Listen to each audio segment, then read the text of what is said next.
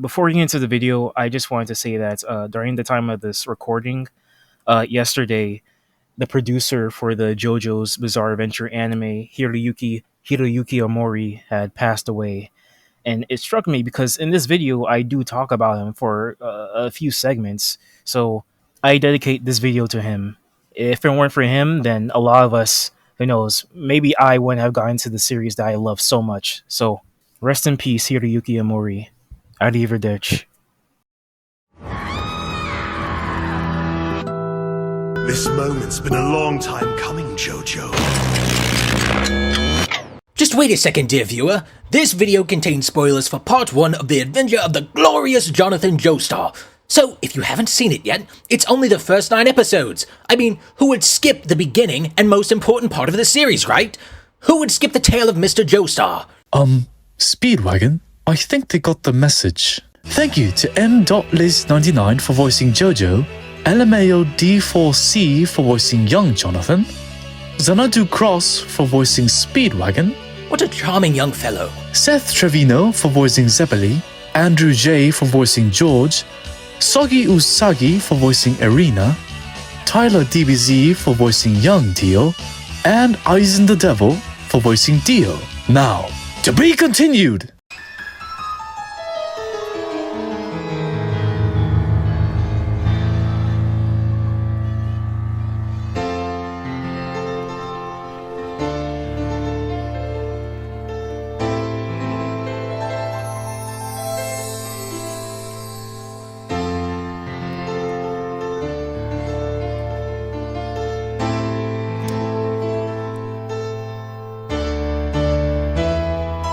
Yo, how you feeling tonight?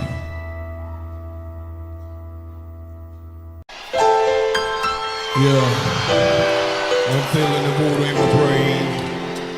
I ain't my usual self tonight. Walking a beautiful rain. The world rotates around me.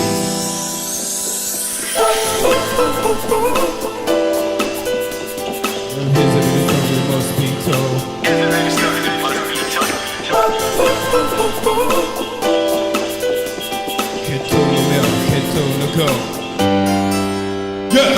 Shakespeare! Everyone knows him, so I don't think I need to explain. Actually, I don't know who Shakespeare is, so how can you assume that someone that doesn't know how to read knows what A famous playwright born in 1564 England that wrote complex sonnets, poems, and plays.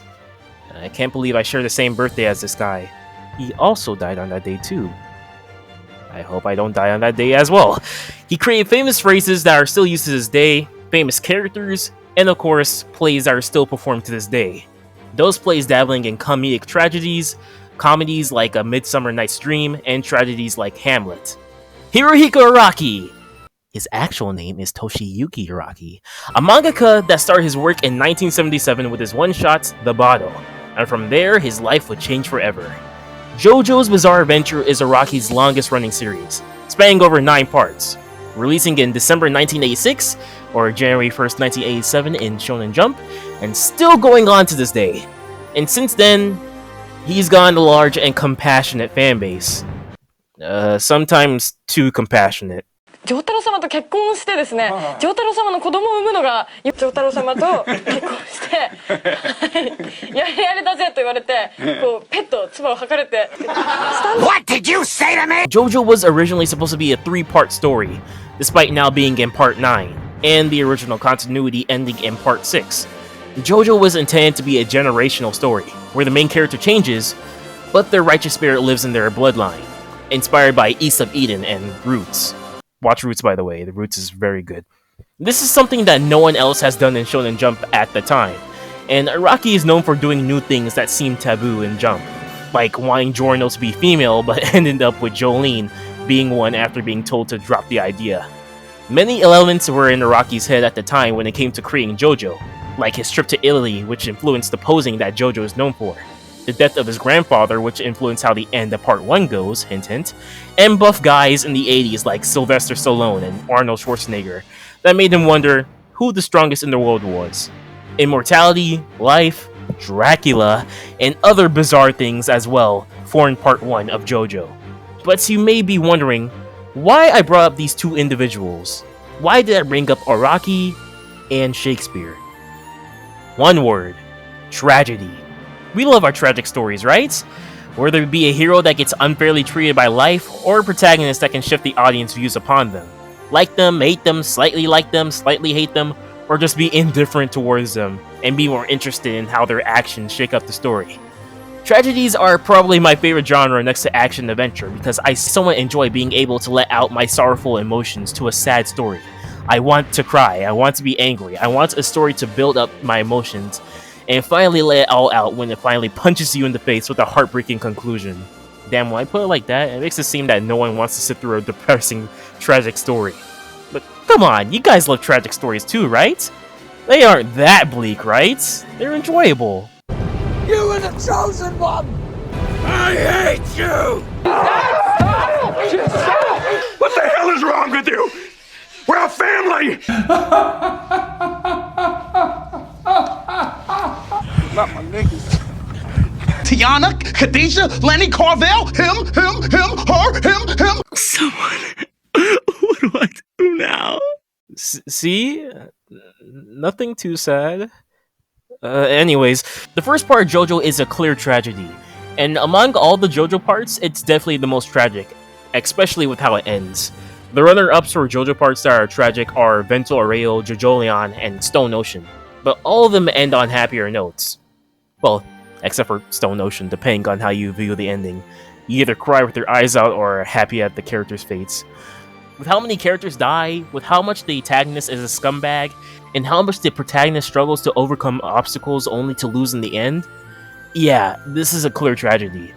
And when starting JoJo back in 2017, I was still in high school reading Shakespeare tragedies like Romeo and Juliet, and I thought to myself, hey, part 1 is kinda like a Shakespearean story. Heck, with how the dub has British accents for part 1 and 2, Hey, baby! Hey, bambino! I thought of how this could be adapted into a Shakespearean play. And what do you know? Phantom Blood is getting a musical, or at the time of this video, it already had the musical. But it's getting released again for Blu-ray, I think in December. And seeing how I could have wrote an essay on how Phantom Blood was like a Shakespearean story for my English or performance arts class back in 2017, but never got around to doing so, or thought about making a video on it because at the time I didn't know how to make YouTube videos, just posting weird inside joke videos or Twitch streams. I think this video is an ode to myself from 2017, a promise to be made. So, let's see how Hirohiko Araki's Phantom Blood compares to a Shakespearean tragedy, and how it may take some liberties. But, first, what are the elements in the Shakespearean tragedy? The 9 major elements of a Shakespearean tragedy consist of a tragic hero, a struggle between good and evil, a Marcia, tragic waste, external conflict, internal conflict, catharsis, supernatural elements, lack of poetic justice, and comedic relief. I'll explain these when we get to them. For the main topic, a tragedy is a serious play or drama typically dealing with problems of a central character, leading to an unhappy or disastrous ending brought on, as in ancient drama, by fate and a tragic flaw in its character, or in modern drama, usually by moral weakness, psychological maladjustment, or social pressures. A Shakespearean tragedy is a story of suffering and calamity of the tragic hero, which often leads to an ending involving a lot of people dying. So, let's open the game into this bizarre adventure.「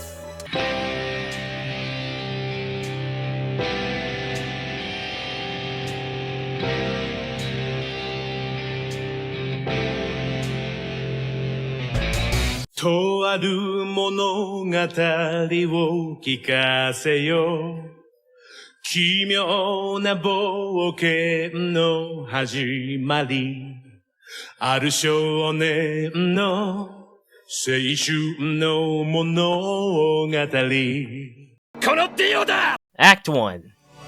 Nowadays we are used to the 3-act structure. The setup, confrontation, and the resolution. 3 acts were made to condense and pace the story to its quickest form. Araki, when making Phantom Blood, used a Kisho Tenketsu structure, which involves a Ki, introduction, show, development, Ten, twist, and Ketsu, conclusion. A 4-act structure.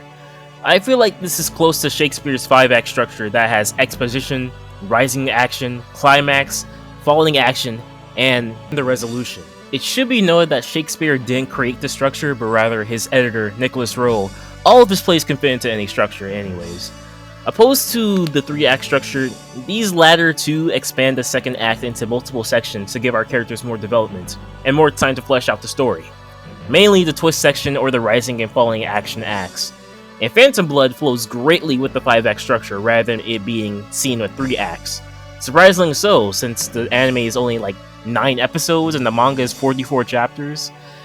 Other JoJo parts flow well with the 3 acts, like Diamond is Unbreakable, having to search for the arrow, the build-up, and arrival of Kira, and the final battle against him and his father.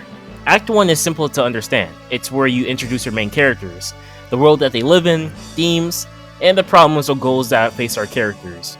And how about we start off the story with something that the anime didn't include? Possibly to fit the 22-minute runtime or keep the effects of blood being on the stone mask a mystery, until Jonathan's final punch at the climax of the episode.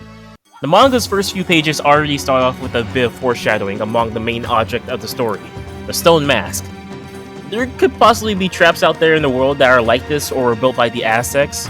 Since this is supposed to be notified as bizarre, we'll go ahead and cross out the first elements of a Shakespearean tragedy, supernatural elements. And this scene shows us the tribe's leader gaining power from the stone mask and sucking blood out of a member through just his fingertips. Yet, even with this power of eternal life, they somehow vanish from the face of the earth with no trace left behind. Questions arrive that will be answered in the later acts. And the narrator already tells us that our 2 main characters' fates will be intertwined with the stone mask. Supernatural elements setting off the story is a key aspect of some tragedies, like how the witches of Macbeth predict the main protagonist's fate, or the ghost of the murdered king in Hamlet. Fun fact, the Lion King is based off of Hamlet if you didn't know already. Go search it up. This scene is only hinted in the endings of the first season of JoJo, but the 90s OVA that adapts Star Wars Crusaders does include it as a small prologue to how Dio obtains his power. Speaking of, we shift directly into the lives of our 2 main characters, of the Jonathan Joestar and Dio Brando. We'll start off with talking about Dio since he is the proactive character with a clear goal. When writing Phantom Blood, Araki wanted to portray 2 ways of living, what it means to live. I want to examine this through the 2 main characters. By depicting conflicts between human and the inhuman characters, I aim to sing a ode to humanity. The 2 ways are kind of a prince and pauper situation. Dio being the pauper or poor boy living in the slums, while Jonathan is a higher class individual. Araki wanted to write Dio as a cool villain character that you can empathize with since he lives in the slums, loses his mom, and is saddled with a father that has no redeeming qualities whatsoever. The readers can empathize with Dio at the start because of his poor upbringing, and when he finally lets out his evil human emotions that us, the viewers, wouldn't want to show in real life, there is a feeling of catharsis. Though this isn't the catharsis that a Shakespearean story aims for, since we aren't supposed to be rooting for Dio's actions. That catharsis comes when Jonathan is introduced, and usually at the end of the story. Our empathy for Dio should go away because of the actions he takes to reach his goal that are ultimately unnecessary. The main theme of JoJo that Araki Sensei has stated many times before is that it's a celebration of humanity. A celebration of how humans can overcome the obstacles that life or fate puts at them in order to achieve their goals. This can be seen from the side of justice and evil characters in JoJo. Many characters have been given poor fates that they have to deal with in their lives, and how they react to their fates or move forward determines their character and how fate judges them in the end. Why was I fated to be imprisoned? Why was I fated to be betrayed by my friends and family? Why was I fated to fail saving my father? This can also apply to the villains. Why was I fated to lose my sister? Why am I fated to live a life where my race doesn't want to survive the sun? And why was I fated to be put in such a shitty upbringing? Fate favors the characters that walk toward the path of justice in the end. The ones that struggle against all the odds. The ones that move toward the path of evil, despite their horrible situations, will eventually get their comeuppance from fate. Kira tries to run away from his fate by repeating the time of day in his quiet life. He gets punished for it, and turns into a ghost. Diavolo tries to avoid his fate by erasing time at will. He gets punished for it by dying forever. He faces the truth forever. Pucci tries to change everyone's fate by letting them know of it. He gets punished by knowing his own fate in the end. If you know how fate affects cars in Part 3 Dio, please let me know in the comments. Because of this, we aren't made to like Dio because of what fate gives to him. Fate gives Dio a second chance in life. Fate lets Dio live in a rich household with a loving family that has been owed since George and Dario's first meeting. And what does he try to do with it? He follows his father's order and tries to psychologically torture and manipulate his brother in order to be at the top, the richest. Dio is too far gone. He could have used this opportunity to make a change in his life and finally live peacefully as he always wanted. He always resented the world for putting him in such a horrible place in the societal hierarchy, but when the world gives him the chance to live in a better state, he rejects that in order to aim for something higher, the Joestar fortune. He's already bent on revenge against the world because of how the world made him lose everything and made him feel inferior. And Araki tries to make it clear that people during this era want to live the rich life of a nobleman instead of being poor. And Dio abuses that power of being put higher in society. Even when Jonathan offers love, Dio doesn't truly care for it. As Jonathan is our protagonist who slowly rises as a hero, Dio slowly descends into villainy. I wish Phantom Blood gave us more into Dio's life being a hellhole, which is something that the musical does a bit more, showing Dio's love for his mother, and Dario being a scumbag. This does get expanded when Araki decides to create Diego Brando, his rewritten version of Dio, for Part 7, Steel Ball Run. The anime does include a scene where Dio uses his wits to win a game, but ultimately gets humiliated by his opponent, to which Dio almost shoves a fork in his face or eye, but doesn't choose to, possibly because he doesn't need to, unlike when he does it to Jonathan because he has a clear goal of surpassing him, and also because he has no need to lash out on someone who he has no control over. We'll get back to this later. We'll get back into Dio's emotions that he has control. This is a nice setup to how Dio loves using sharp utensils in order to harm someone. Something that seems so minuscule in detail, but believe me, it's going to be very important during the later parts. Very, very important. When Dio has made a clear goal he's set on achieving, the way he approaches it is through psychological torture. Araki, when writing Part 1, wanted to focus and write on Dio the most. He wanted to show how far can a man's ambition drive him when he takes it to the ultimate extreme. That's what I wanted to depict. I wanted his name to sound cool when he paired with JoJo's. So I ended up going with Dio, which means God in Italian. In regards to how he contrasts with Jonathan, I want to tackle how you represent the ultimate villain as depicted against a symbol of justice. How exactly would he fall into that role of villain? People always love to compare who's stronger or who's cooler. You got Godzilla versus Mechagodzilla. I wanted there to be that sort of contrast or struggle between Dio and Jonathan. Additionally, FBI psychological profiling was a hot topic around the time that I wrote this. Why do serial killers do what they do? Scientifically speaking, I was inspired by that when I was working on Dio. Guys like that are true scumbags, rotten to the core. Yet, I always sort of thought that they were actually incredibly strong for being able to commit such crimes. Why would they go so far? Do they do it just to see if they can? The control aspect of it interests me as well. That's why Dio wasn't simply a strong villain, but a character that controls others and had admirers that served him. As an antagonist, it makes it suspenseful for the reader, as they wonder how he can be beaten. During serialization, I actually hadn't prepared a weakness for Dio. It's the best kind of suspense when you're on the edge. Dio's main ability is to control someone's emotions, to mentally ruin them to the point where they are vulnerable and easy to take advantage of. And who none other than the gentleman Jonathan Joestar is easy to put under his wraps. A boy who was raised to be kind to others will be an easy target for Dio's goal to become rich. And let's shift into Jonathan, shall we? Now, many people think Jonathan is a goody two-shoes throughout Phantom Blood when that's not really the case. He, like any other teenage boy, is very brash and immature, but still tries to act kind and refined when he needs to. The only con to this is that we only see young Jonathan for one episode or 5 chapters. He's definitely mature when we see him as an adult, but since Araki wants to focus on the important parts of JoJo's life, we don't get to see him develop over the course of 7 years. Some of the immature things he does is have bad table manners, steal his father's pipe to smoke, immediately punches someone that calls him a snitch, is flirty with Erina, grab your swimsuit and don't let anyone know, my boy is suave with it, messes with frogs, throws rocks at his dog, and of course, thinks fighting is the best way to be refined. When writing Jonathan, Araki wanted to portray good and evil, white and black. Jonathan and Dio function as symbols and are foils of one another. I wanted to create a first Joestar that could function as a symbol of purity and dignity rather than a unique, fresh character. That's why it was so hard to come up with him. There are limitations on how I could write the character because he was a symbol of justice, so he may be a little on the boring side. I solidified his character as I went. Jonathan is passive, reacting to Dio's various attacks, and this leads to him discovering his way of life. Perhaps this is linked to me as an author, growing along with my character as I drew him. Just as Jonathan was unsure as to how to live his life, I was unsure where to take the character. Maybe I grew as an author a little with Jonathan as he trudged on through his hardships. JoJo is supposed to represent pure good, while Dio is supposed to be pure evil. Yin and yang, two sides of a coin. Something very simple in storytelling, but was the norm back in the 1980s when this story was written.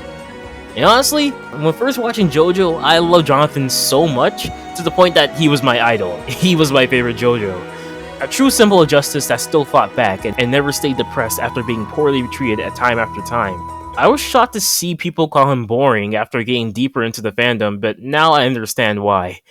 And that's because he's intentionally supposed to be simplistically virtuous, so Araki could make his next two descendants more wildcards that seem like they weren't going to uphold justice in their introductions, but subvert expectations when they actually do, with Joseph Joestar being witty and a trickster, and Jotaro Kujo being aloof and brash, but both still upholding Jonathan's will to bring justice amongst the right hands, because that's the moral right thing to do.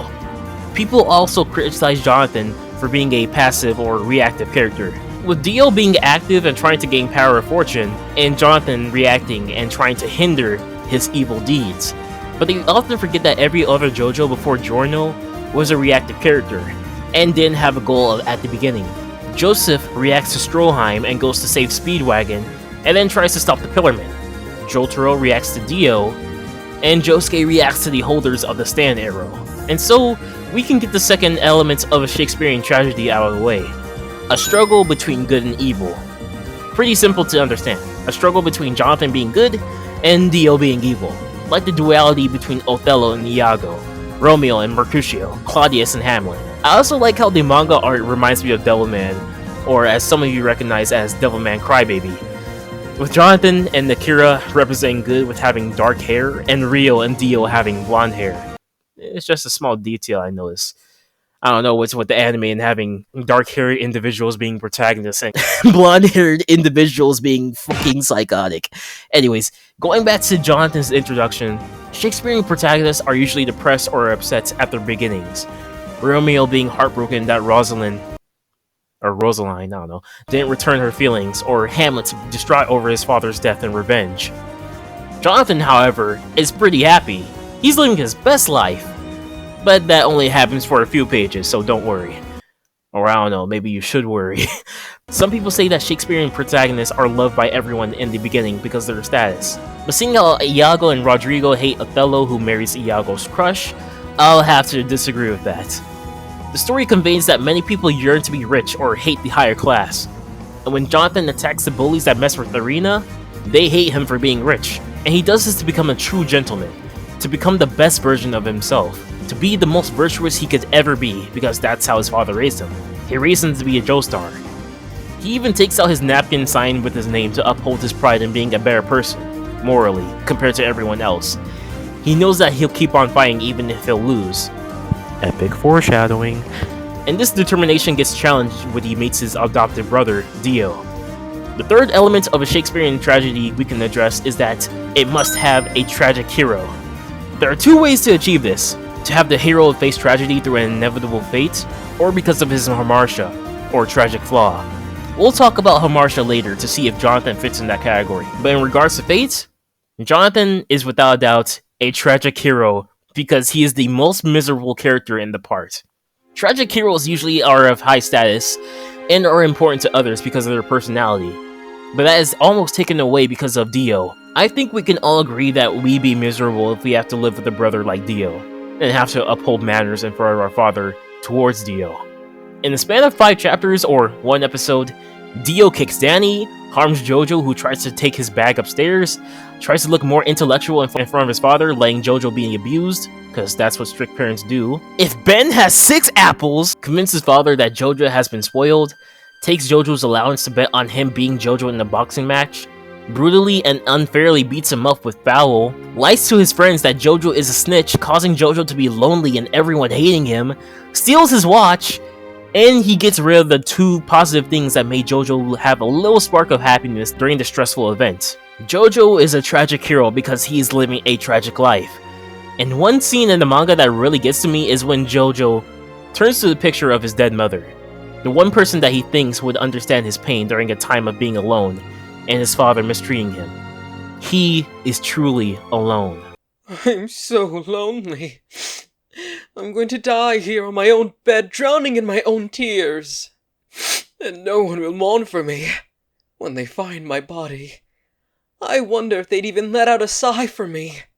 Chocolate! Usually, the rule for shonen manga at the time is for the protagonist to rise against a challenge and win in the end, to counter against the villain. Like I said before, Araki used a Kisho Tenketsu structure and wanted the beginning to be about Dio invading Jonathan's world. Because of this, there was a problem of having Jonathan be seen as weak because he doesn't retaliate until chapter 5. That's 5 weeks of readers being impatient and waiting for Jonathan to fight back. The hero just loses all the time. Kinda funny how readers thought he was weak for over a month, but some anime watchers couldn't finish the first 20-minute episode. Attention spans. Anyways, thankfully, this changes, and it's all because of Dio's character flaw. Not Hamartia, because that's a character flaw for the hero. Dio aims to strip Jonathan of anything that will make him joyful, destroying his mental being towards the core. And Jojo gains a newfound love with Erina. But in tragedies, your character isn't supposed to stay positive forever. They must have a negative event after. And this happens both times when Jojo builds his relationship with Erina. Seeing this as an opportunity to try and control Jonathan and make him even more depressed by making Erina be embarrassed to even talk to him, Dio kisses Erina, commencing the most overused JoJo meme, and rightfully so. Yes, this is where Dio's positive streak comes to an end. Because of Dio's superiority complex, he thinks he has control over others with his manipulation skills. But unexpectedly, Erina washes off Dio's kiss with mud, utterly disrespecting him. And because Dio has never had a plan backfire, he never had someone disobey him, he never had someone subvert his manipulation tactics, we see Dio's first character flaw. He can't control his emotions. For someone that thinks that he's so high and mighty, ultimately he has a vulnerable shell as well. Dio slaps Erina for wiping her kiss away. Of course, his plan still goes into motion, but sooner we'll see how his flaw almost gets him in trouble. The second person he's supposed to control finally snaps. Jonathan. Jonathan is humiliated in front of Dio's friends. Can't talk to Erina anymore because she feels sheepish, and Erina moves away from their hometown in England soon after, not returning until 7 years later. Jonathan is pissed, and he screams,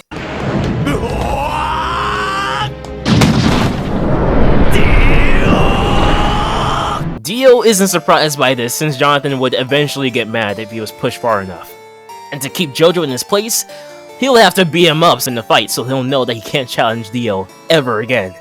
But on Jonathan's side, he's not fighting for the sake of justice like in the beginning. He's fighting for Erina, and for his own place against Dio, to not be patronized any longer. And here we see Dio's second character flaw, his superiority complex. He always looks down upon Jojo and underestimates what he's capable of.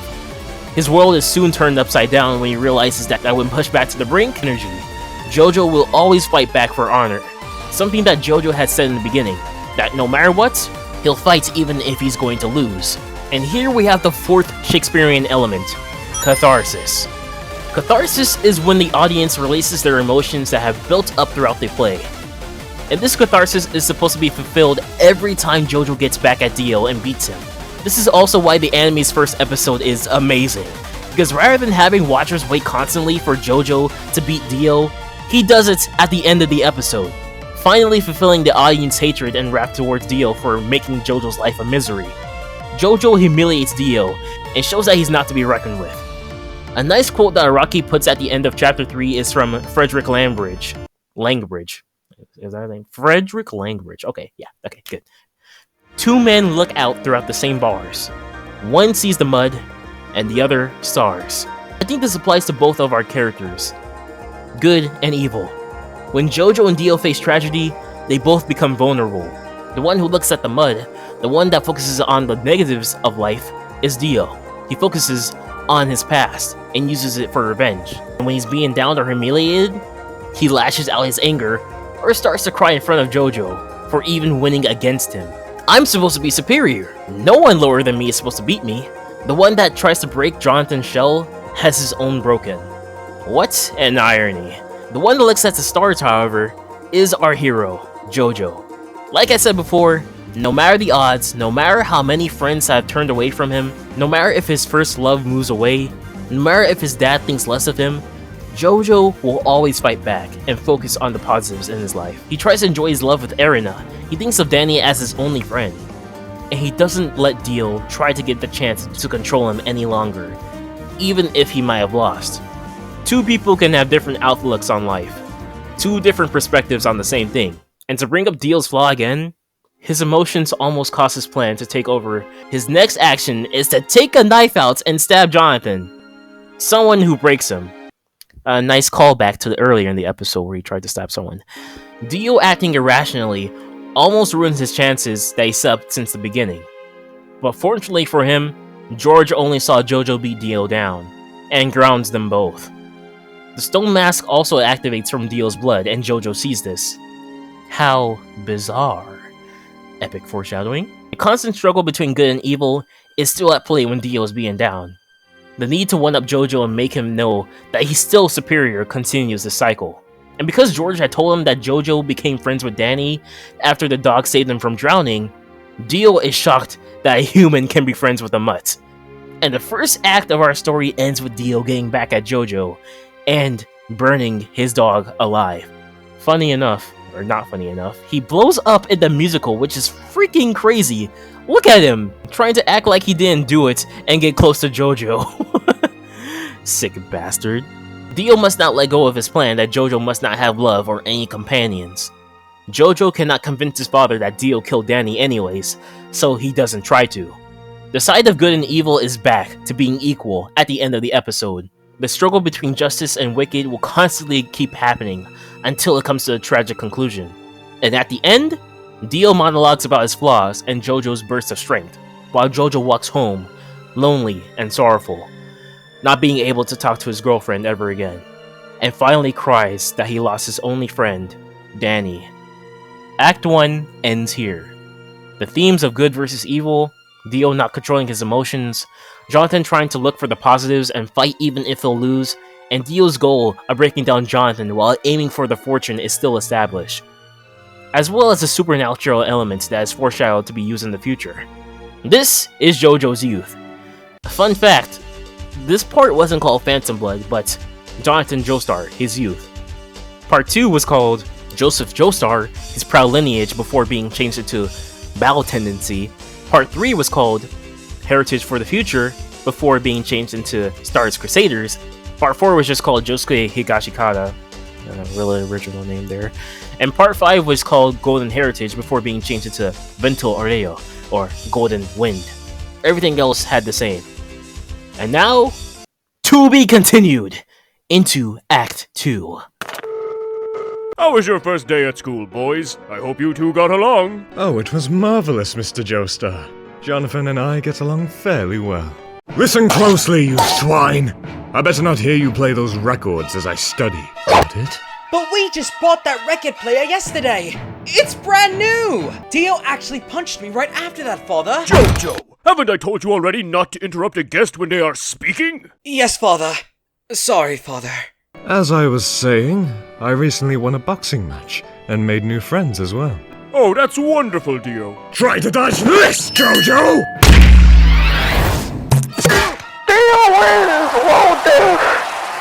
What does low diff even mean?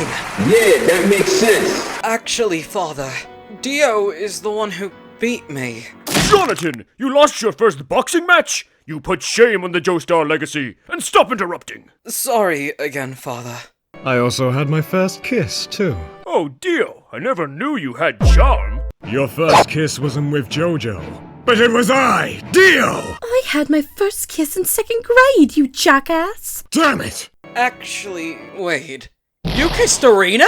Dio, are you saying you stole a kiss from JoJo's girlfriend? You're more remarkable than I thought! JoJo, how could you let someone steal your woman? You're grounded! What? How's that even fair? Go to your room immediately, young man! You don't make any sense! You better not be playing those records, young man! I just bought them yesterday! Hello, my baby. Hello, my honey. Also, there's something weird about your dog. Say hi to Danny, Dio. You will die on January 7th, 1989 in Egypt. I'm sorry? Is that dog talking to me? Silly Dio. Dogs don't talk. Oh, but I do. My stand name is Pet Sounds, and you will face the consequences. Brando. I can't be the only one that notices this. Tonight, you. Hey Jojo, did you know that dogs love grapes? They do?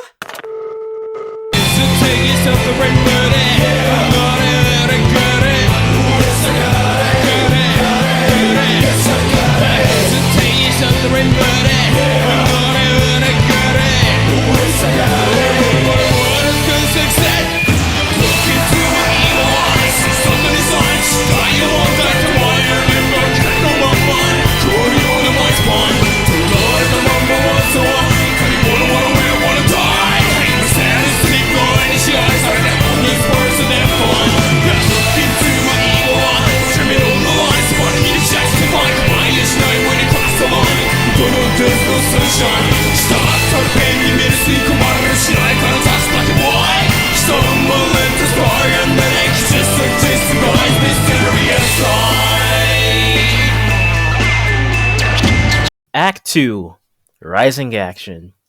Get back, JoJo! The second act in tragedies has to lead toward the climax, and where our protagonist encounters obstacles or minor antagonists in order to reach that goal. Complications arise for our hero because of what's introduced in Act 1, the Stone Mask. Now, I'm going to focus on chapters 6 to 16, or episodes 2 and 3 for this section. This is the rising action for Jonathan, in my opinion, because he has a long journey after this section. For Dio, however, this is the rising action and climax of his story, because he isn't seen much after this moment up until the battle at his castle. Normally, the falling action between the climax and conclusion would be after JoJo defeats Dio in the castle, but I didn't include this because the falling action is only like 3 pages or a few minutes long between those sections. So instead, I chose episode 2 to 3 to be the rising action for Jonathan and the climax for Dio. Episodes 4 to 7 to be Jonathan's climax, which is usually the shortest act, and Dio's falling action. Episode 8 is Jonathan's falling action, and episode 9 as the conclusion. I hope you understand, but if you were to structure it differently, let me know in the comments. Normally, these 3 episodes would work as a 3-act structure, with episode 1 being the intro, 2 being rising, and 3 being the climax or conclusion. If JoJo was a short one-shot story written for Shonen Jump, then it would perfectly end in 3 episodes or 16 chapters. Heck, I think these 3 episodes are the best episodes and the highlights of part 1. The story of how Dio underestimated and failed in his plan to overcome JoJo with the Stone Mask. And the director has gone on saying that when making the anime, they had no idea if it would have gone past part 2, the first season. Producer Mori focused hard on the first 3 episodes. JoJo is usually focused on stands nowadays, so focusing on the first 2 parts and how the first part is simple was a huge obstacle that they had to overcome. He wanted the audience hooked on the story by making it a roller coaster ride. This strategy proved successful and it was received favorably among many fans. Mori had been following reactions on social media in real time and recalled, "I was relieved thinking we might be okay for a while." So, a lot of fans loved the first 3 episodes, and the voice actors have gone on saying that the 3rd episode felt climactic. Heck, Dio's voice actor felt like the mansion was on fire when voicing him. Phenomenal. Man, if only some Western JoJo fans didn't keep repeating the same NPC opinion and call the whole part boring because there aren't stands or that slow. Seriously, how is this part slow and boring when it's intentionally paced fast? And so much shit happens in each episode. Like, the only dull episodes are the ones where JoJo fights Bruford, which is only 2 of the 9 episodes, And heck, some cool moments still happen, like Sunlight Yellow Overdrive. Okay, let me not rant. I'm just proving that I am the greatest Phantom Blood enjoyer. Back in the story, we skip 7 years into the future, 1888, with JoJo and Dio all grown up and great googly moogly, they're huge as fuck. Yeah, since this story was made in the 1980s, Araki wanted to make these characters buff and strong. This change was made with the upcoming battle with him and Dio in mind. I thought his physique needed to be able to withstand the constant onslaught from this point. In addition, when this part was originally being serialized, it was the era of muscles on the silver screen. Guys like Schwarzenegger and Stallone. Schwarzenegger, for example, could never be stopped by an unmounted gunfire, right? I wanted Jonathan to have a similar look to him. A look of unstoppableness. Weekly Shonen Jump also has a history and tradition of main characters evolving and growing. So, JoJo and Dio become big as hell. I don't know if that's possible in the 1880s. Not only that, but they do eccentric and bizarre poses, mostly in the chapter covers. This is supposed to show manliness and masculine beauty, as Shonen Jump was supposed to be encouraging and motivate young boys or teens. This isn't like the Zest Fest of Part 4 to now, where everyone is slim and doing poses that I never knew was even possible. It encompasses manliness, but you can be flamboyant in your manliness. JoJo is flamboyant masculinity. These guys are some of the manliest niggas you know, but they can just stunt the fuck out, nigga. Fuck it. I don't know, it gets pretty gay later, I won't lie. We see Jonathan make a last play rugby before he graduates, and he's able to withstand his opponents because of his 6'1" body. But he can't do this alone, and he's helped by his teammates, Dio! And they're acting friendly together? This is a great subversion of expectations because the audience, along with Jonathan, are confused by why Dio's acting nice towards him. Here we see the fifth Shakespearean element of inner conflict. Internal conflict is the confusion in the hero's mind, this one being Jonathan's friendship towards Dio. He thinks he's awful for having doubts in their friendship at all because Dio's acting so nice, but had a disrespectful introduction 7 years ago. I like how their inner thoughts are like a soliloquy in theater plays. And even when he claims there was no bond between them, he still acts naive towards Dio's lies, falling for his traps. He has a buddy that will introduce later that tells him multiple times to be careful around Dio, yet Jonathan's confusion around the stone mask allows Dio to attack. Dio approaches Jonathan when he has transformed, but Jonathan is too afraid to retaliate. Only his friend shoots. But once his father dies and Dio transforms, is then when Jonathan knows to take action and finally kills his brother. It's kind of like Hamlet's internal conflict to when he's indecisive in killing Claudius, and thus many people die because of him. Yet JoJo's conflict is a bit different from his usual tragedies, in that it doesn't directly lead to his own downfall. JoJo after episode 3 is determined to kill Dio no matter what. Some people say the reason JoJo perishes is because he was lenient towards killing Dio, but that's not the case. JoJo in the fight against Dio in the mansion is determined to burn Dio alive. Dio miraculously survives and aims to get revenge. JoJo in the castle fight burns Dio alive, and Dio miraculously survives as only a head. JoJo prevents Dio from taking over the world in the end, but didn't know he would find a way to hide in a coffin for 100 years. Dio will always keep coming back. Even Wang Chan says that his fortune is to have impenetrable luck because of his moles, and fate will always put JoJo and Dio at odds against each other until the end. JoJo is determined to kill Dio, but his internal conflict for his respect for Dio is still there. They both grow up as brothers, and JoJo is sad that he has to kill Dio, but it doesn't directly get him killed. However, this can still be seen as an internal conflict like the others in Shakespearean tragedies, because of how it indirectly leads to many others' deaths. If JoJo had acted and wasn't naive towards Dio's lies, his father wouldn't have been stabbed, and Dio wouldn't have transformed, which then leads to events of everything occurring that conclude in a tragic ending. The internal conflict doesn't affect JoJo later in the story because he's determined, but if he acted sooner, then the outcome would have changed. I guess we could also talk about number 6, external conflict, which is simply Dio trying to kill and take over the Joestar in Fortune, and JoJo planning to arrest him. This then shifts into Dio planning to take over the world and JoJo trying to stop him. The external conflict is also supposed to cause the internal conflict, but there's also a flaw with how it's used in part 1. The external conflict of Dio trying to kill JoJo and JoJo having to retaliate only affects Jonathan's gentlemanly nature, and his brotherhood with Dio only affects him for the first 3 episodes. The external conflict is supposed to cause the internal conflict, but this connection only affects the story in episodes 2 to 3. After that, JoJo is still sickened by the fact that he has to kill Dio, but he goes for it anyway. The conflicts aren't the same as normal tragedies, but they're still there. If you guys can think of how both are connected past episode 3, please tell me in the comments. And back to the story. George Joestar has come down with a terrible sickness, but is still happy to see his sons doing well. Mostly Dio. JoJo studies archaeology because of his encounter with the stone mask 7 years ago. He finds out what it can do, but doesn't know who made it and why. If only you knew, JoJo. If only. Then, out of sheer coincidence or fate, JoJo finds a letter that Dario Brando wrote to George years ago, stating that he has the same symptoms for his sickness as him. JoJo exposes Dio for trying to poison both of their fathers. Dio tries to break JoJo's gentlemanly nature by saying that he's doubting their friendship.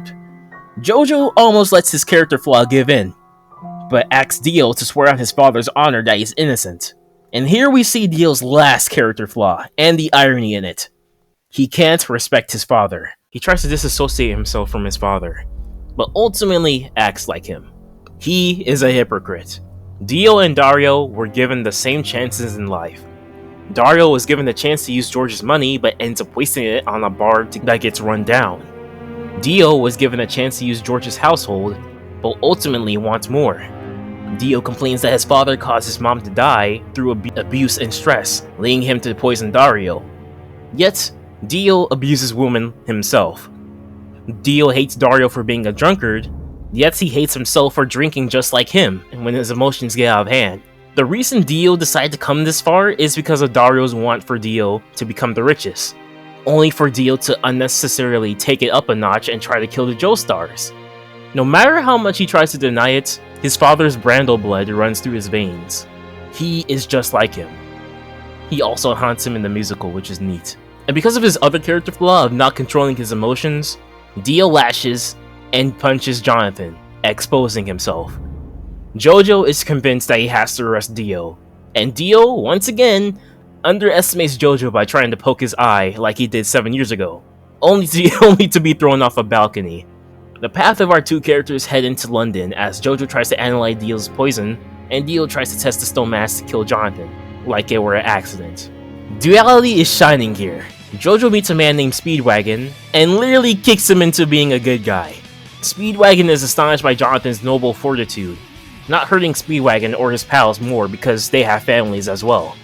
Charmed by JoJo, Speedwagon leads him to Wang-chan. Dio, on the other hand, is insulted by two commoners and decides to test the mask on them. At first, both seem dead, but suddenly, one awakens as a monster. It can take a knife through its arm, smash a building, and has the urge to drain blood to become young. But at the nick of time, Dio is saved by the sun. Something that will end up killing him years later. Both are right back at the mansion with JoJo ready to arrest Dio. JoJo almost falls for Dio's lies because of his naivety, his internal conflict. But like I said before, his partner Speedwagon tells him to be careful and insults Dio, saying that he's true scum. That's why he's the GOAT. A lot of people say that Dio was born evil because Speedwagon proved it, but Speedwagon is just exaggerating here. That's part of his character.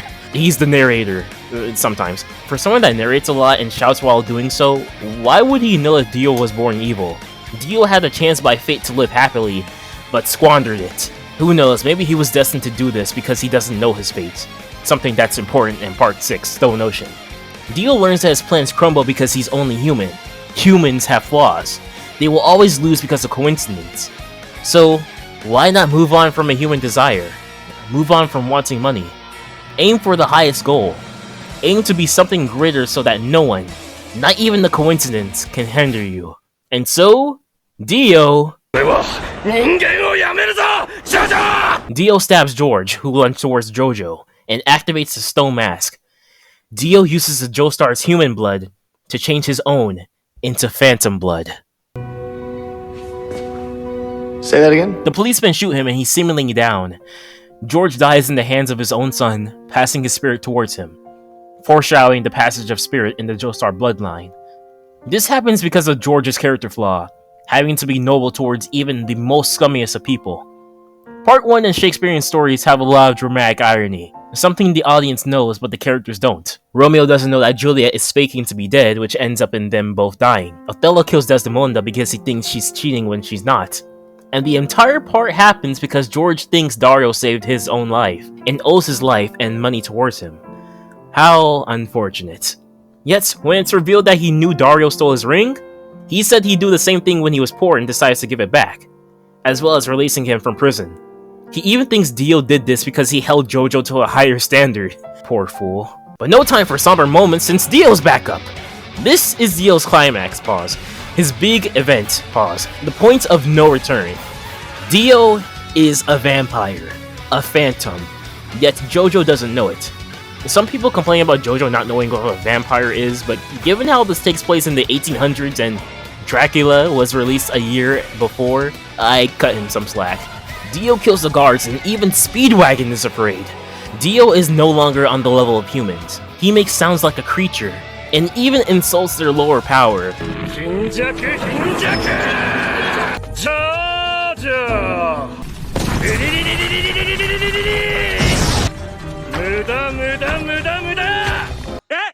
He said it! Jonathan is now determined to kill his brother. Earlier in the video, I said tragic heroes can also be determined through having a fatal flaw. And I read through all of part 1 to see if JoJo had this because he was written to be a pure symbol of justice. Pure good. His descendants have more flaws to them because Araki wanted them to inherit Jonathan's spirit of justice while still acting differently. Here is the 7th Shakespearean element, Hamartia. Hamartia is the hero's tragic flaw. Does Jonathan have one? Some say that his gentlemanly hesitation ends up being his flaw, but like I said before, he doesn't hesitate to kill Dio because he's noble, even though he cries about it. JoJo's Hamartia could be his willingness to sacrifice his life, his will to risk it all in order to win. Jonathan in the first chapter aims to fight for justice because it's the right thing to do. He wants to be truly noble even though he might lose. And there are times where this is repeated. He tries to fight Dio for Erina even though Dio beat him before. He risks losing his fingers in order to find Wang-chan, and he remembers his time with Dio, wanting to end both of their stories and lives together since he has nothing left to lose. He already lost his father, his dog, his first love, his friends, his mansion, yet throwing his life away isn't the right decision. Fighting for another day is, since the next day he didn't know the love of his life would return, and they would end up being married. Jonathan risking his life no matter what ends up being his cost. Yet he is very lucky in this fight, like how he used a spear to hang onto a wall, does a flip with one arm with that type of body, and does some Indiana Jones shit to get Dio falling again. Araki was really hankering on this theme of the indomitable human spirit versus the cruelty of the universe. And in a show of symbolism, Dio is stabbed by the goddess statue of love, burning to death in the process. His final moments is him remembering his flaw, to not underestimate JoJo even if Dio has surpassed the powers of a human. Araki celebrates his theme of humanity, overcoming all odds, as JoJo defeats the vampire as a human. Or did he beat Dio? Once again, to be continued into Act 3. So you're finally back, JoJo. I can't believe I'm doing this, Dio. But I might have to arrest you. What evidence do you even have? Lots of evidence, you tosser! I'm sorry, who is this stranger? The name's Speedwagon, Ace Attorney. He's actually not. I just found him off the streets. Oh, but I am. I even have my own license. And I'll prove that you tried to poison your father. But we have the evidence right here. Alright, Dio. Where were you on the night of March 23rd? Yesterday, I was in the mansion. Hold it! What were you doing? Feeding Mr. Joestar grapes, of course. I always feed grapes. Take that! We have evidence that you were trying to poison Mr. Joestar. Speedwagon, I was getting to that. You're nothing but a lying devil, Mr. Brando. That candle cost me my allowance. Admit it! Admit that you were trying to murder. I admit it. So you... Wait. Really? Yes, I tried to kill my father. Now can we put an end to this nonsense? Oh, you're no fun. I wasted my examination on you. I can't bear to see my son arrested alone. Guards, arrest Speedwagon for kicking my candle off the table. It cost me Dio's allowance. My mistake. I can't wait to kill every idiot in this room. Just like that dog. Are you talking about Danny? Oh shit. And you said you feed grapes. That's it. You Danny those grapes. The one thing dogs are allergic to. I prove that you're guilty. That's not even relevant to... Who cares? Vampire time!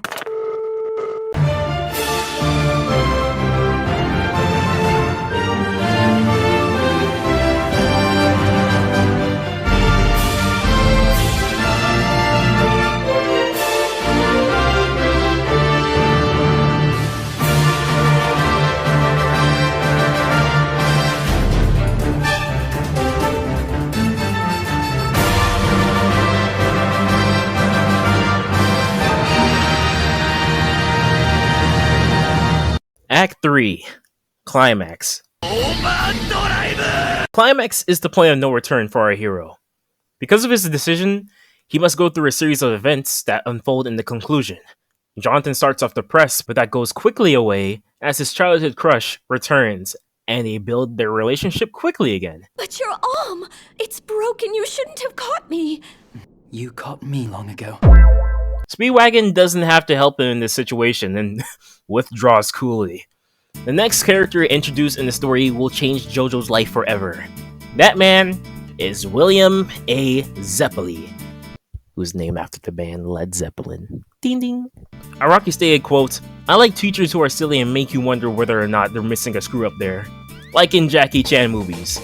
The master's always a drunkard, so how can he be so strong? Same thing in the Karate Kid. Their outside appearance may be a little off, but it's what's underneath that is deserving of respect. These characters have charm because of the gap between their exterior and interior, and because you can't judge them by the covers. Mr. Zeppeli may look weak at first glance, but he's actually very strong, even though I dressed him like a magician and gave him the mustache of a snake oil salesman. So we can cross off element number 8, comedic elements.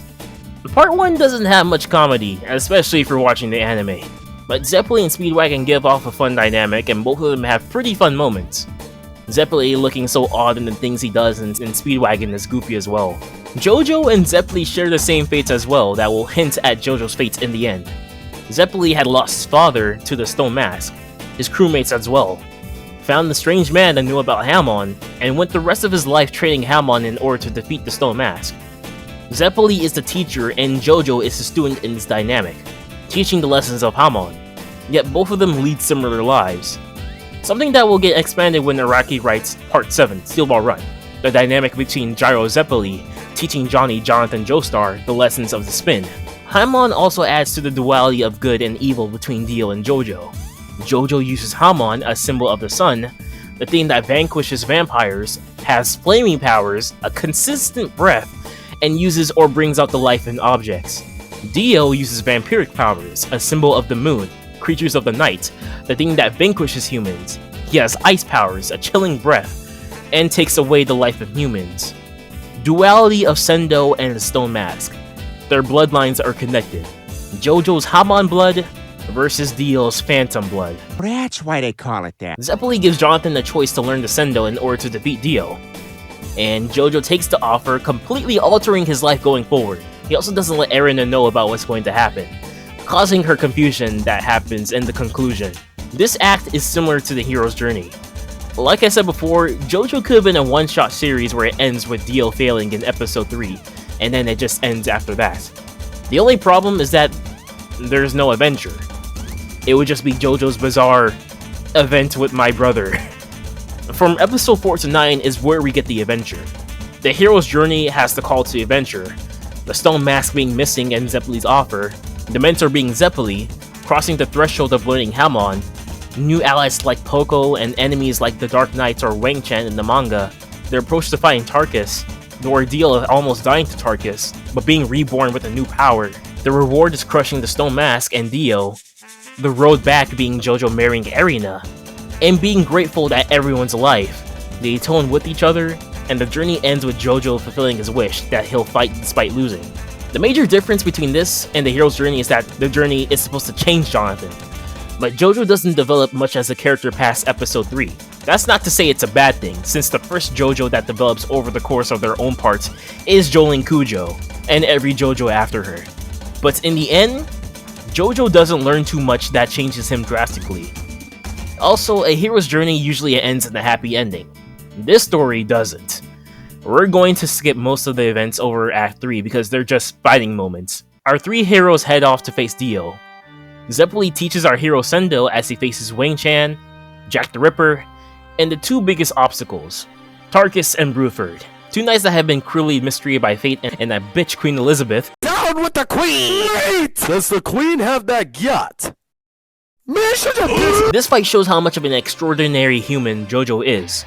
Again, going back to Araki's theme of how humanity is beautiful, with him taking risks that no normal human would, like swimming farther down to get air bubbles, something he learns because of his past time with Danny and George.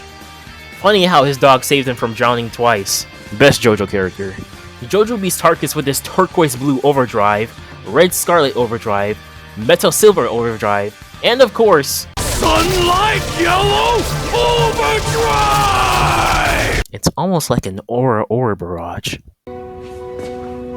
Say that Yet JoJo doesn't kill him because the Hamon has made Tarkus more human, making him feel pain. We see where JoJo's morals lie, only aiming to destroy wicked zombies and monsters, but he doesn't want to harm monsters that have a clear soul to them. JoJo earns the Luck and Pluck sword for being a rare human that's noble and kind-hearted, something that will connect to a Shakespearean trait that we'll mention later. Luck means that people earn their wants in life through lucky situations, and Pluck means that people struggle in order to get what they want in life. JoJo represents Pluck. Shakespearean stories also have some subplots that affect the story. Phantom Blood is mostly focused on JoJo and Dio, but some other characters get some short-filled moments. Speedwagon thinks Zeppeli is untrustworthy at first, but realizes his importance. Speedwagon swore to help JoJo, but often thinks he gets in the way. Heck, he asked Zeppeli if he could get a bit of Hamon, but Zeppeli slipped his finger and fractured Speedwagon's bone. Poor soul. And when Speedwagon feels the most useless, he takes a chance to warm Zeppeli's frozen arm, so he can use Hamon again, making Zeppeli heal and see Speedwagon as a formidable ally, proving his worth. Poco is another character that resembles Jonathan during his youth, except that he doesn't have the courage to fight against his bullies. It's only through his older wise sister, something JoJo didn't have, is when he can finally build courage and save Jonathan's life, though he gets injured in the process. Again, humans overcoming all odds. And here we have the climactic battle against Tarkus, which is weird because you expect me to put Dio as the climax, but that fits into the following action. Like I said before, Zeppeli parallels Jonathan on his path to end the Stone Mask, and the climax is the point of no return. Zeppeli asks his master to read into the future, with Master Tonpetty warning him that if he continues, he will die. Yet, Zeppeli doesn't hesitate and accepts his turning point in his life. He accepts to chase the Stone Mask and learn Hamon, even if he might be fated to die, just like JoJo. And in the end, Zeppeli does die, just as he prophesied. This is his destiny. Zeppeli is brutally split in half, but JoJo is barely alive. And just like most shonen at the time, JoJo gets a huge power boost with Zeppeli's life energy, and uses it to kill Tarkus. Zeppeli reveals that he left his wife and family to chase the mask, yet another thing that is similar to what JoJo is doing. JoJo's life becomes more tragic as he loses his master, and another father figure to the mask, but he inherits all of their spirits. And the chapter ends with a quote that signifies JoJo's will to fight, and Zeppeli's risk to lose his life. To love and win is the best thing. To love and lose, the next best. To be continued. It's been so long since we last met, Erina. I know. It's been ages. How in the world did you get so muscular? Sometimes you need a little music to motivate you. This is my favorite part! I'm sorry for what happened to your family. I can't believe your dog died as well. Actually, Danny died years ago. How? Jojo, you can't feed a dog grapes. Don't worry, my brother says they love them. Why didn't you listen to me? I was convinced, alright? The next day. Tiptoe cheerio, my good fellows. Excuse me? Top of the morning to you lads. I'm sorry, we don't understand what you're saying. Isn't that how British people speak? Of course not. Not at all. That's just rude. He must never know. Well then, Mr. Joestar, I came here to teach you the ways of Hamon. We must defeat your brother, Dio! Dio is alive? Yes, and I'll demonstrate how it works. I will destroy that rock without harming that frog. Are you crazy? Only when I'm right, woman! Oh my goodness. What is wrong with you, old man? Bollocks! I forgot to set it to stun.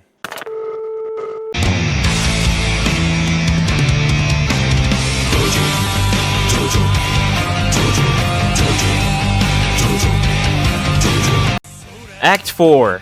Falling action. The falling action is the point that leads to the resolution. It is the point between the climax, Othello killing Desdemona, and the conclusion, Othello died. The falling is where Othello realizes he's been manipulated. In Phantom Blood, Dio's falling action is him creating an army and preparing for his final battle against JoJo. Jonathan's falling action is inheriting Zeppeli's spirit and getting ready to fight Dio in his castle. It only occurs for episode 8, which is why I chose this as the falling action rather than a few pages after Dio is defeated. The falling action can also be seen as a false victory or false defeat, with the true victory and defeat appearing in the final act. We'll get into that soon. JoJo meets Zeppeli's master and Hamon partners, Strezzo, Dyer, and Tompeti. We get a bit of foreshadowing to Jonathan's fate since Tompeti doesn't shake his hand.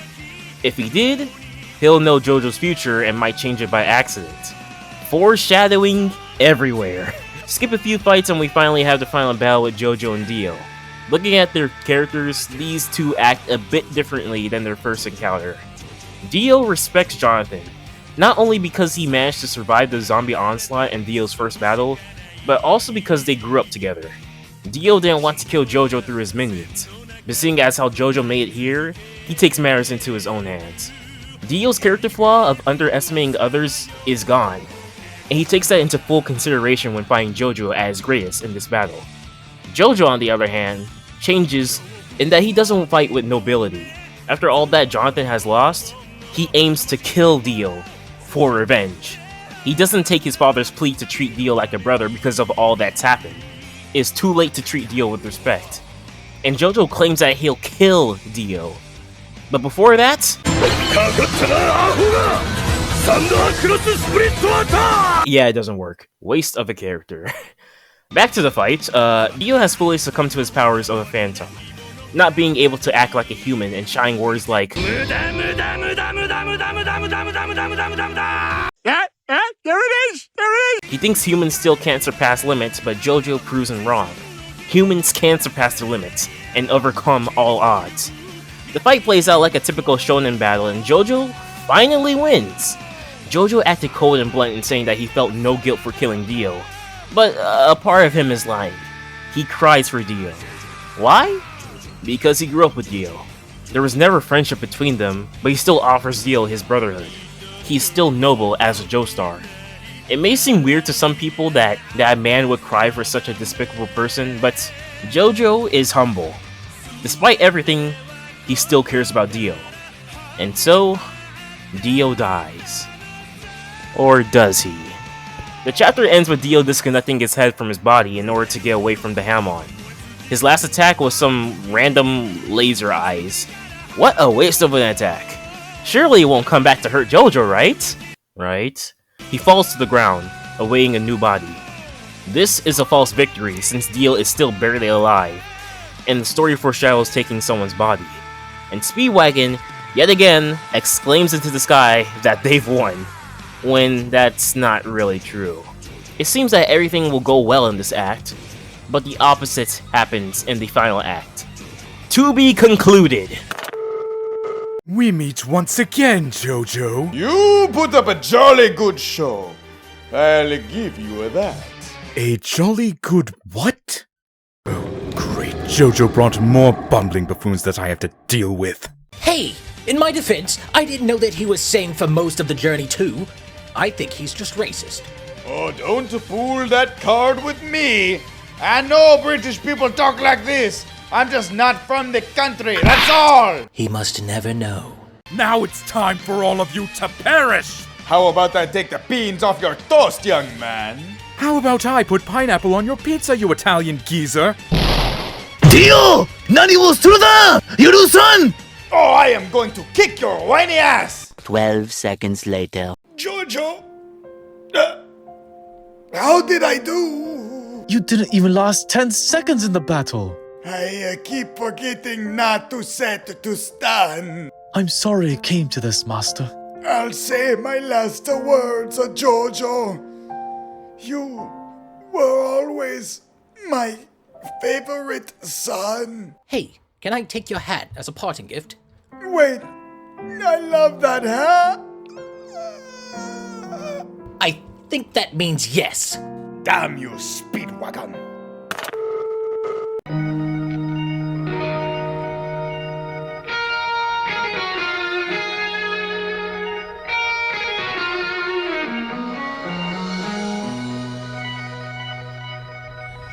In and around the lake, mountains come out of the sky, they stand there. 24 months Act 5, Conclusion. The conclusion wraps up the story in catastrophe. Fate gives a horrible outcome to most of our characters, despite things looking so well before. The conflict between good and evil is resolved, but at the cost of so many lives. And this all happens in one episode. Everything seems so cheery. Speedwagon destroys the mask, Poco is reunited with his sister, the zombies are destroyed, and Jonathan marries the love of his life, Erina. Surely, nothing could go wrong. What could possibly go wrong? Jojo and Erina head to the Americas on a cruise ship. A couple sharing their time on the ship? You know what, that sounds like Titanic. And some more unfortunate tension plays out when one crew worker hears Dio's wordy sound in the coffin, but is told to ignore it. And the last time our cast sees Jojo and Erina is on this ship, with Speedwagon appearing late. Speedwagon wishing them both luck on their journey, and saying he'll help when needed. Oh, the irony. It's kinda sad that Speedwagon doesn't even get to say goodbye to Jojo, he just looks at them as they sail off. That's the last time he ever saw Jojo alive. More irony shows up when Erina says that she wishes days like this could go on forever, when it ends up being the most dreadful day of her life. Once again, our hero has a positive moment, but is quickly erased with a negative moment. That being, Jojo sees Wang Chan head to open Dio's coffin, and Jojo sees Dio as a head.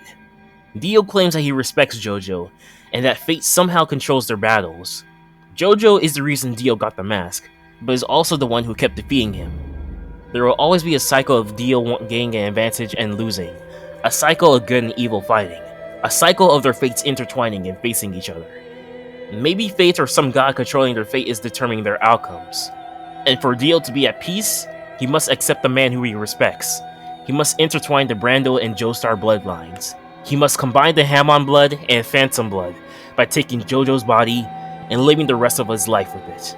A balance between the struggle of good and evil is for both bodies to be combined. This is his blood destiny. Sono Chino Sadame. And even though Dio wanted Jojo to die a painless death by aiming for his brain, Jojo tries to dodge. But it's too late. He gets his throat pierced anyway. Something his grandson barely dodges through luck in the future. Jonathan here doesn't get that split second of luck like his grandson Joseph. He isn't able to dodge quick enough. Dio is frustrated that Jojo won't die painlessly, always trying to go out with the fight. He tells Wang Chan to not underestimate Jojo, but he doesn't listen. And just like Zeppeli before him, Jojo uses the last of his Hamon to save everyone in America by blowing up the ship that's sailing towards it. A normal person would freak out with all the zombies on the ship, people dying, and seeing their husband die in front of their eyes. But Erina is undisturbed, because she knows that she would want to die by the side of her husband, Jonathan Joestar. Shakespearean element number 9. Tragic waste. JoJo parts usually end with things coming full circle, or the end referencing the beginning. The end of part 1 has JoJo's final wish to be for Erina to save a baby who had lost her mother, paralleling how JoJo got to live so long in the first place, with his own mother dying to save him back in chapter 1. Erina is safely protected doing this, as JoJo takes multiple shards to the back and finally stabs Dio, kinda similar to how he used the spear in his shoulder as a weapon in the mansion fight. And so, Jonathan fulfills his father's wish of treating Dio like family, and holds him in his dying breath, as if he were hugging him. Jonathan still loves Dio, after all he has done, and in the end, JoJo stays true to his word that he said in chapter 1, that a gentleman will always fight, even if they know they might lose. Jonathan Joestar, born on April 4th, 1868, which is the date this video was supposed to come out, so happy belated to him, died on February 2nd, 1889, at the age of 20 years old. This is a tragic waste, because of how JoJo was held to high standard. The part shows that he was a virtuous person like no one else. JoJo would risk his life for others. He was rewarded for being noble and struggling to win as a human against Ruford. He died to save a random child, and he still cared for Dio till the end, even after he entered his life and ruined it. The world had lost a pure soul at a young age. Jonathan had lost his friends, dog, father, master, life with his wife, and a different childhood because of Dio and the stone mask. In turn, Erina lost her husband. Speedwagon lost his best friend and never got to say goodbye. Jonathan's descendants never get to meet him. And Dio lost the man that still cared for him after all this time. The man that gave him the opportunity to live a happy life. Dio squandered it. And because of his actions, most of the cast die, and he never gets to live a happy life. And the final Shakespearean element, lack of poetic justice. This depends on how you see the ending. Shakespearean tragedies are depressing because nothing good comes out of the endings. Most of the cast die. For Phantom Blood, there's one thing that makes this ending bittersweet, and that is Erina getting to live with JoJo's descendants and Lisa being saved. Other than that, this ending is depressing. There's only partial justice because good is tarnished along with evil. But both of our main characters supposedly die in the story. In a way, both of them win, with JoJo saving Erina, and if you know part 3, spoilers for part 3, skip to here, Dio ends up taking JoJo's body. But in a way, both of them still lose. Both go out to sea, with JoJo losing the long life that he wanted with his wife, and Dio not being able to rule the world with Jonathan's body. He is stuck underwater for a century, thinking about his fate. Good and evil fight throughout the story, vanishing as one, together. Most of the cast are dead, and the new life in Erina is the heritage for the future, the proud lineage.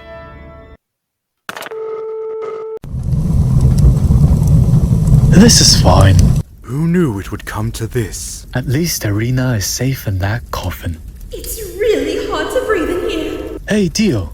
Do you think in some other universe, we could have been friends? Some other universe?